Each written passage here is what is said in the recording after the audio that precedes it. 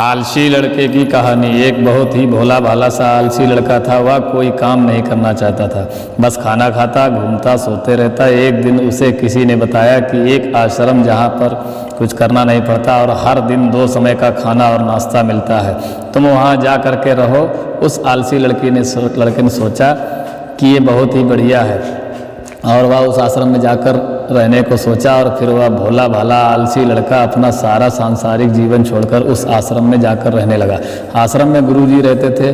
वह कुछ समय सबको प्रवचन देते हैं और आलसी लड़का सुनता है, बाकी सब समय आराम करता था और फिर भरपेट खाना खाकर सो जाता था। ऐसे ही उस लड़के का दिन गुजरता गया।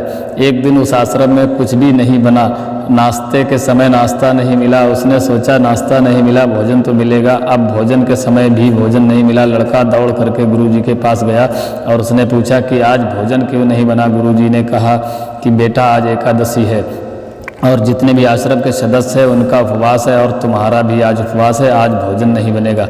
वह लड़का आलसी था और उसे भूख भी बहुत लगती थी। उसने गुरुजी से बोला कि मैं उपवास नहीं रहूँगा, मुझे भूख लगी है, मैं खाना खाऊंगा। गुरुजी ने बोला ठीक है, जाओ भंडारे में से सामान लेकर के आओ और आश्रम में नहीं बाहर लेके जाकर खा सकते हो, लेकिन याद रखो भोजन बनाने के बाद सबसे पहला भोग भगवान को लगाना है और फिर तुम प्रसाद पाना। वह लड़का बोला ठीक है और फिर अनाज लेकर नदी की ओर पहुंचा। भोजन पकाने तैयार हुआ। उसके बाद वह कहने लगा कि भगवान श्री राम आइए, पधारिए, भोग लगाइए। अब जब उसे लगा कि भगवान तो आ नहीं रहे तो फिर कहने लगा कि मुझे मालूम है आपको तो अच्छा खाने की आदत है, मैं बना नहीं पाया और मुझे अच्छा भोजन बनाने की नहीं आता, लेकिन जो भी रूखा सूखा बना है आकर खा लीजिए। भगवान श्री राम उसकी सरलता पर बहुत प्रसन्न हुए और उस लड़के को दर्शन दे दिए। उसने देखा कि भगवान श्री राम आए हुए हैं और उनके साथ में माता सीता भी आई हुई है, लेकिन लड़के ने सिर्फ 2 लोगों के लिए ही भोजन बनाया था, एक अपने लिए, दूसरा भगवान के लिए। और अब क्योंकि भगवान के साथ माता सीता भी आई हुई थी तो उसने भोजन को माता सीता और भगवान के सामने ग्रहण करने के लिए रख दिया। भगवान श्री राम और माता सीता ने भोजन किया और उसके बाद जब वह जाने लगे तो अब भोला सा आलसी सा लड़का बोला कि प्रभु आप आइए, दर्शन दिए, बहुत अच्छा लगा। मुझे खाने को कुछ नहीं मिला, लेकिन कोई बात नहीं, लेकिन आपसे एक विनती है कि अगली बार जब आप आएंगे तो कितने लोग आएंगे ये बता दीजिए ताकि मैं उन लोगों के लिए भोजन बनाकर रखा रहूं। भगवान श्री राम मन ही मन मुस्काए और फिर अंतर ध्यान हो गए। लड़का आश्रम गया, दिन बीतता गया और फिर एकादशी का दिन आया और एक बार उसने 3-4 लोगों के लिए अनाज ले करके खाना बनाने के लिए नदी के किनारे पहुंचा। उसने बड़े प्रसन्नता से भोजन बनाया और इंतज़ार करने लगा कि प्रभु आइए और भोग लगाइए। इस बार लड़का देखता है कि भगवान श्री राम पूरा नाम दरबार लेकर के आए हैं, जैसे माता सीता, लक्ष्मण, भरत, हनुमान जी और सभी लोग आए हैं। लड़के ने 3-4 लोगों का भोजन बनाया था और इस बार भी भोजन कम पड़ गया। लड़के ने निराश होकर भोजन को प्रभु के आगे रख दिया। उन्होंने भोजन किया और फिर चले गए और इस बार भी लड़का फिर से भूखा रह गया। अब लड़का फिर आश्रम गया, दिन बीतता गया और फिर एकादशी का दिन आया और इस बार गुरुजी से कहने लगा कि गुरुजी मुझे इस बार थोड़ा ज़्यादा अनाज चाहिए। गुरुजी सोचने लगे कि ये इतना सारा अनाज का क्या करता है, कहीं से बेचता तो नहीं। फिर उन्होंने कहा कि ठीक है, भूख से परेशान रहता है। लड़के ने कहा कि नहीं गुरुजी, मैं लोगों को भोजन बनाया था और इस बार भोजन कम पड़ गया। लड़के ने निराश होकर भोजन को प्रभु के आगे रख दिया। उन्होंने भोजन किया और फिर चले गए और इस बार भी लड़का फिर से भूखा रह गया। अब लड़का फिर आश्रम गया, दिन बीतता गया और फिर एकादशी का दिन आया और इस बार गुरुजी से कहने लगा कि गुरुजी मुझे इस बार थोड़ा ज़्यादा अनाज चाहिए। गुरुजी सोचने लगे कि ये इतना सारा अनाज का क्या करता है, कहीं इसे बेचता तो नहीं।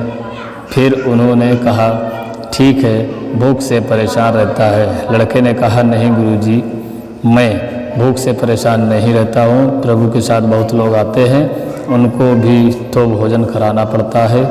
गुरुजी को लगा कि लड़का पागल हो गया है।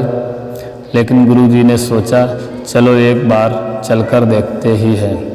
लड़का इस अनाज का क्या करता है। वह भोला सा लड़का अनाज लेकर नदी के किनारे पहुंचा और इस बार भोजन बनाया नहीं। उसने सोचा कि प्रभु हर बार ज़्यादा लोग को लेकर आते हैं, इस बार वह जितने भी आएंगे खुद बना करके भोग लगा लेंगे। और फिर प्रेम से प्रभु को बुलाने लगा।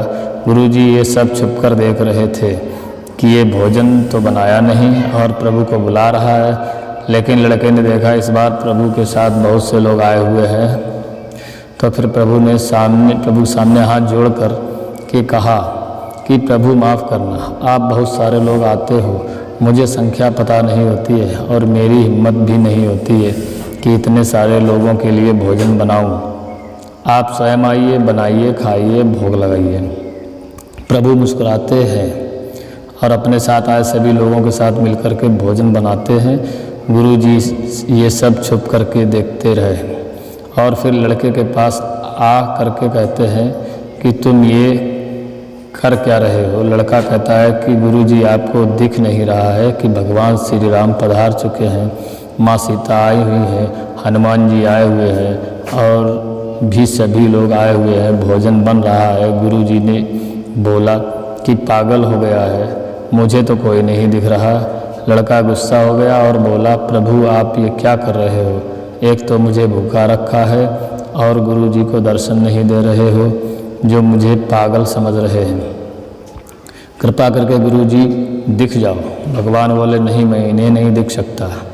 लड़का बोला क्यों नहीं दिख सकते मेरे गुरुजी, तो बहुत महान हैं, बहुत बड़े ज्ञानी हैं और ज्ञाता हैं। भगवान बोले हाँ ज्ञानी हैं, ज्ञाता होंगे, लेकिन तुम्हारी तरह सरल नहीं। जो सरलता तुम में है वो तुम्हारे गुरुजी में नहीं।